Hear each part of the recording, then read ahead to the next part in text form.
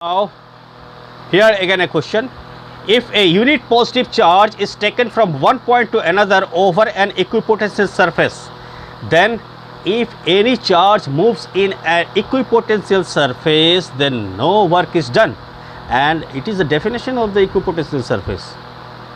Clear? From definition, if any charge moves in an equipotential surface, then no work is done. So, no work is done. So, for question number 6, if unit charge or whatever be the charge, it may not be unit, it may be 5 unit charge, it may be 100 coulomb charge.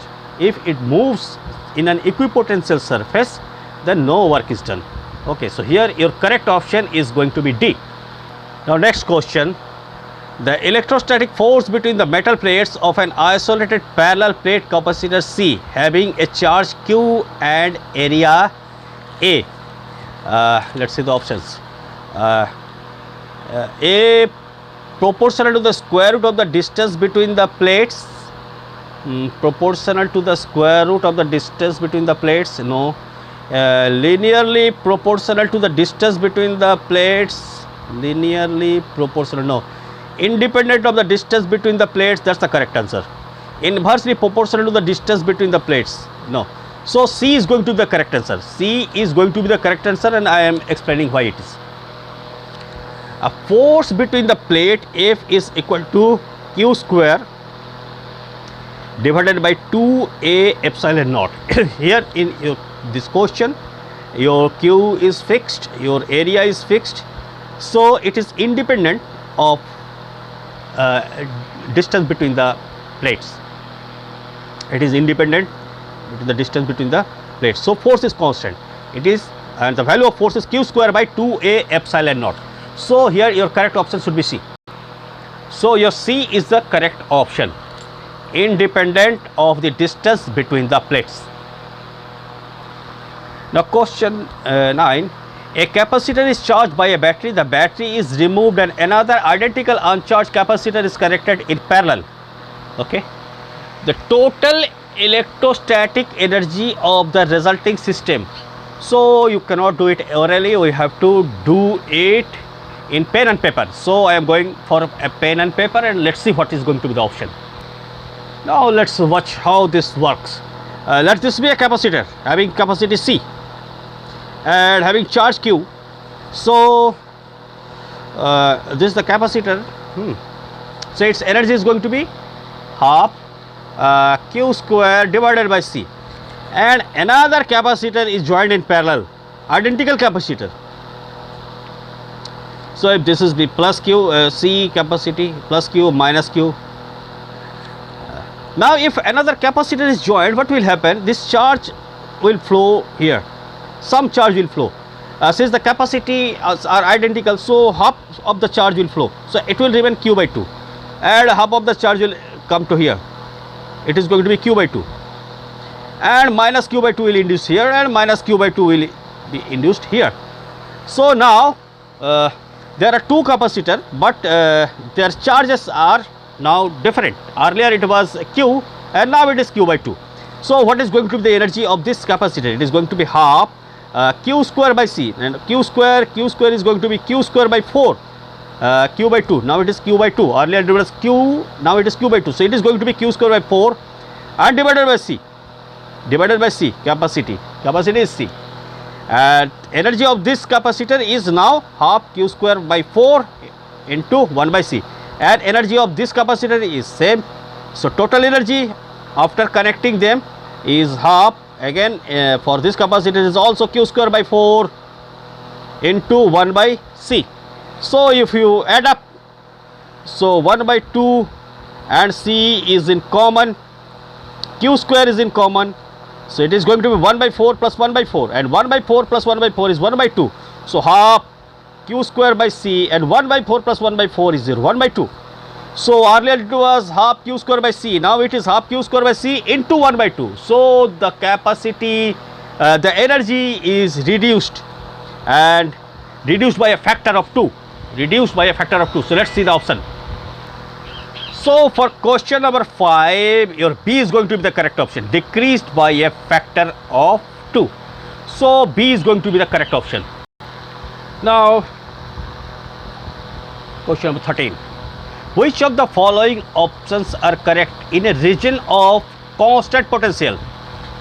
Electric field is uniform, electric field is zero, there can be charge inside the region, the electric field shall necessarily change if change is placed outside the region. So the correct option is B, and now I will explain why it is B. For me it is B, and I will explain why it is B. Now as we know, your electric field is equal to minus dV by dr, minus dV by dr. This is your electric field, and if voltage is constant, that means we know that differentiation of any constant term is 0. So if we differentiate dV, if V is constant, V is not changing, V is a constant, so differentiation of any constant term is 0. It's simple. So if V is constant, so differentiation is going to be 0, so E is going to be 0.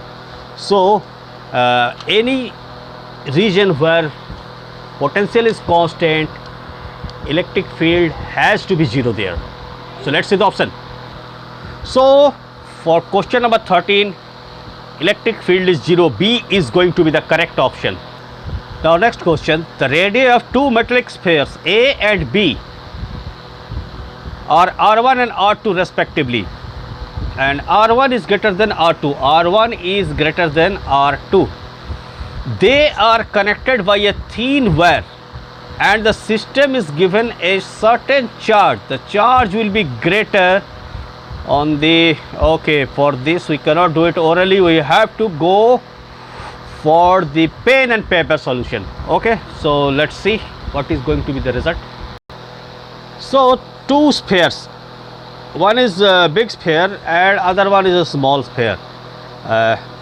This is R1, R1 is greater than R2, it is given. This is R2. This sphere has radius R1 and this sphere has radius R2. So what is going to be the capacity? C1 is equal to 4 pi epsilon naught R1, and capacity of this small sphere is going to be 4 pi epsilon naught R2. Okay, and they are joined by a wire and some charge is supplied. So some charge will go here and some charge will go to here.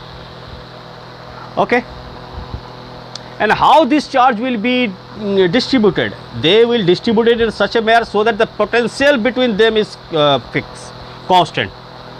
The charge will distribute themselves in such a manner such that so that their potential remains constant. So potential of this bigger sphere should be equal to potential of this smaller sphere, and with this principle or with this law, the charge will get distributed.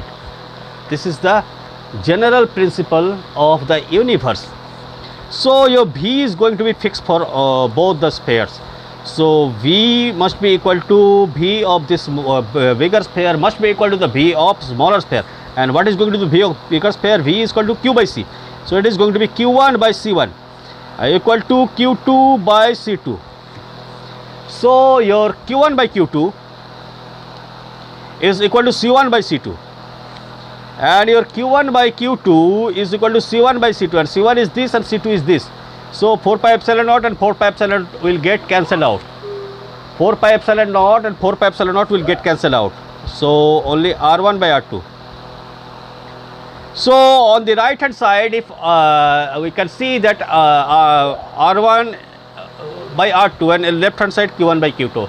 In right hand side R1 is greater and R2 is smaller, it is given. So Q1 must be greater and Q2 must be smaller.